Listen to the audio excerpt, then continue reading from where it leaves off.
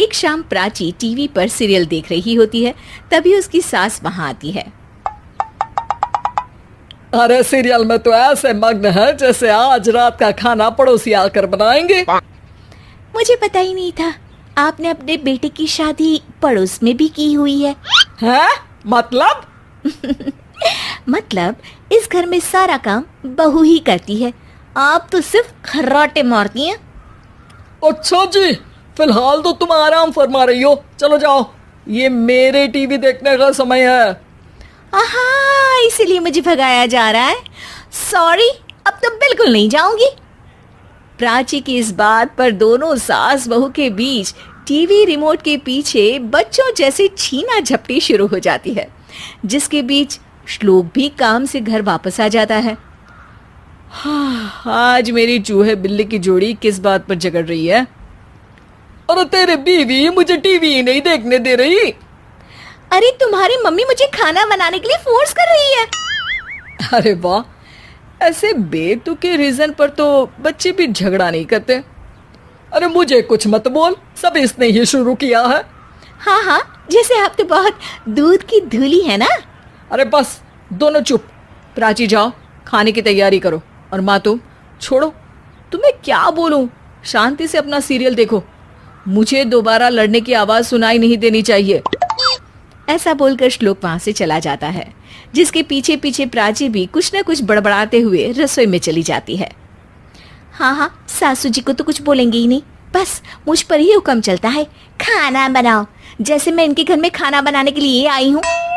इसी तरह शाम बीतती है और रात को श्लोक और प्राची की सास खाना खाकर सोने चले जाते हैं, लेकिन प्राची गुस्से में कुछ खाए बिना काम में ही लगी रहती है। इस घर में किसी को घंटा फिक्र नहीं पड़ता, मैं खाऊं या भूखी रहूं। प्राची कुछ देर के लिए रसोई से बाहर जाती है और जैसे ही वापस आती है तो वहां दूध का भरा ग्लास देखकर हैरान रह जाती है। फिक्र पूरी है, बस दिखाना नहीं है। प्राची दूध पीकर सोने चली जाती है और अगली सुबह एक बार फिर सास बहू का कार्टून नेटवर्क स्टार्ट हो जाता है। ये तुमने ही किया है। अरे अजीब जबरदस्ती है, मैं बोल रही हूँ मैंने कुछ नहीं किया। दोनों ने मिलकर पूरे घर को पागल खाना बनाया हुआ है। यहाँ कोई नॉर्मल इंसान तो रह ही नहीं सकता, इसीलिए अब पड़ोसी क्या रिश्तेदार भी घर आने से कतराते हैं।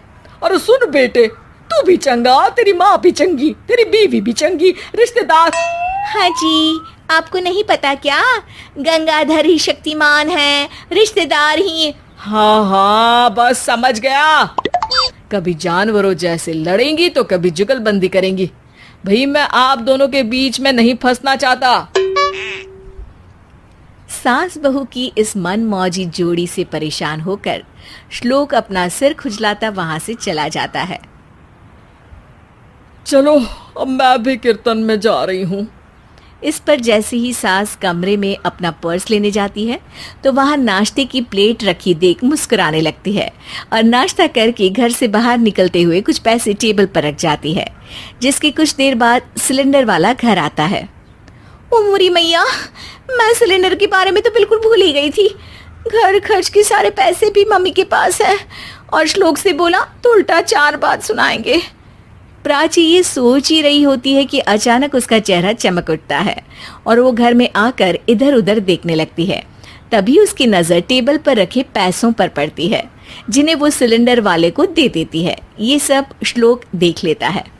अच्छा बेटे, इतना बड़ा घोटाला, सबके सामने मैं तेरी दुश्मन और पीठ पीछे तेरी मेरी यारी। इस पर श्लोक एक प्लान बनाता है और शाम को सब एक साथ बैठे होने पर बोलने लगता है। माँ, तुम दोनों की बहुत लड़ाई होती है, इसलिए मैं सोच रहा हूँ कि प्राची को उसके घर छोड़ाऊं, इससे वो भी खुश रहेगी और तुम भी। अचानक श्लोक की ये बात सुनकर सास बहू शौक से उसकी तरफ देखती है। अरे ऐसे कैसे घर छोड़ाओगे, मुझे कहीं नहीं जाना। अरे तुमने बोला नहीं पर मैंने सुन लिया, तुम्हें मम्मी के साथ रहना अच्छा नहीं लगता, मुझे पता है। अरे वो, अरे जब बहू खुद कुछ काम बोले तो वो तुझे सुनता नहीं, और अब जो इसने बोला ही नहीं वो तू समझ गया। जब उसे नहीं जाना तो फिर जबरदस्ती क्यों कर रहा है? अच्छा, फिर आपको मौसी के घर छोड़ाता हूँ, बस अब आप दोनों एक घर में एक छत के नीचे नहीं रह सकती। मैं इस टॉम एंड जेरी की जोड़ी को और नहीं झेल सकता। है? ऐसे कैसे नहीं रह सकते? तुम्हें इतनी दिक्कत है तो तुम्हारा बोरिया बिस्तर पैक कर देती हूँ, लेकिन मम्मी जी कहीं नहीं जाएंगी। बिल्कुल यही सुनना था मुझे। अगर दोनों में इतना ही प्यार है फिर हर वक्त ये लड़ाई का नाटक क्यों करती हो? देखा मैंने कैसे माँ किचन में दूध रखती है और तुम उनके लिए कमरे में नाश्ता रखती हो, और कैसे वो पहले ही तुम्हारी दिक्कत समझकर घर में पैसे रखकर बाहर जाती है। अरे भाई, इतना ड्रामा तो डेली सोप में भी नहीं होता जितना तुम दोनों ने इस घर में फैलाया हुआ है। तू हमें टॉम एंड जेरी बोलता है ना, तो याद कर वो दोनों भी एक दूसरे को बाहर वालों की बुरी नजर से बचाने के लिए हमेशा सबके सामने लड़ते थे, लेकिन अकेले में दिक्कत के समय मदद भी तो करते थे। बस हमारा रिश्ता भी कुछ ऐसा ही है। और वैसे भी अगर सास बहू में तू मैं नहीं होती तो दुनिया वालों को कहानियां कैसे मिलेंगी?